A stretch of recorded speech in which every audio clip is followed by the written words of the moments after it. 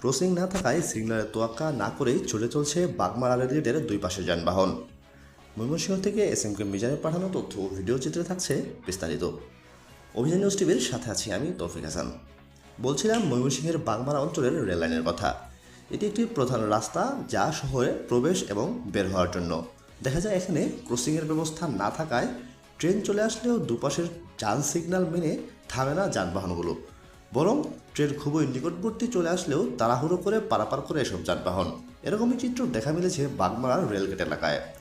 স্থানীয়দের সাথে কথা বলে জানা যায় মোটর বাইক, অটোরিকশা সহ নানান ধরনের যানবাহন চলাচল করে এই রাস্তায়, কিন্তু এই গাড়িগুলো কখনোই সিগন্যাল মানে না, ফলে প্রায় দুর্ঘটনা ঘটছে। এর জন্য দ্রুত ক্রসিং এবং ক্রসিংম্যান আবশ্যক এই জায়গাটিতে, ফলে দুর্ঘটনার সম্ভাবনা কমবে এবং শহরবাসীর জীবনযাত্রার মান উন্নয়ন হবে।